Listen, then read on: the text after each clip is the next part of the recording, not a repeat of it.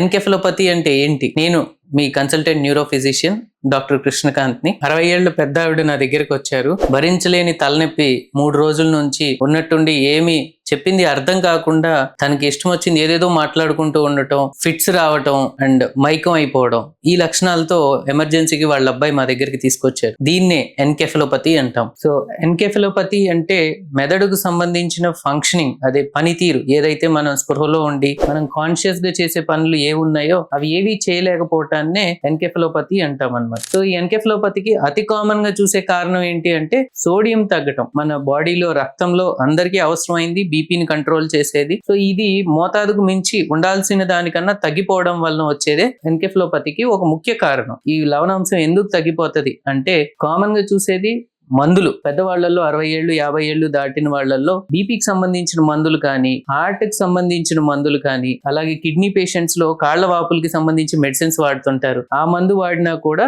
ఈ సోడియం అంశం అనేది తగ్గడం జరుగుతుంది. సో మనిషిలో ఉండాల్సిన వాటర్ కంటెంట్, లవణాంశము ఈ రెండు బ్యాలెన్సింగ్ సరిగ్గా లేనప్పుడు ఈ సోడియం కంటెంట్ తగ్గిపోవడం వలన మనిషి స్పృహ తగ్గిపోవటం, వ్యవహారశీల్లో మార్పు రావటం, తలనొప్పి, ఫిట్స్ రావటం, మైకం రావటం అండ్ కోమాలోకి వెళ్లే అంత సివియర్ స్టేజ్ కి కూడా వెళ్లే ఛాన్సెస్ ఉంటాయి. సో ఎవరెవరు ఎఫెక్ట్ అవ్వచ్చు అని చూస్తే ఒక ముఖ్య కారణం మందులు అయితే ఏదైనా పనితీరులో మన ఇంపార్టెంట్ ఆర్గాన్స్ ఏవైతే ఉన్నాయో హార్ట్ గానీ, కిడ్నీ గానీ, లివర్ కానీ ఇవి ఏవి సరిగ్గా పనిచేయకపోయినా కూడా లవణాంశం తగ్గే అవకాశం ఉంటది. సో ఏది కారణం అని తెలుసుకొని దానికి సంబంధించిన కరెక్షన్ చేసి వాళ్ళని నార్మల్ గా స్పృహలోకి వాళ్ళ వ్యవహారశీలు మార్పు చేసి మేము వాళ్ళకి ట్రీట్మెంట్ చేయడం జరుగుతుంది. అండ్ దీనిలో ఇంపార్టెంట్ థింగ్ ఏంటంటే మేము కరెక్షన్ స్టార్ట్ చేసిన 48 to 72 అవర్స్ అంటే 2 రోజుల నుంచి 3 రోజుల్లో వాళ్ళ వ్యవహార శైలిలో మార్పు వస్తుంది. వాళ్ళు మళ్ళీ నార్మల్ స్టేజ్ కి తిరిగి వస్తారు. అన్నిటికన్నా ఇంపార్టెంట్ ఏంటంటే కొంతమందికి పదపదాకా సోడియం తగ్గుతాం రిపీటెడ్ గా అడ్మిట్ అవుతూ ఉంటారు. సో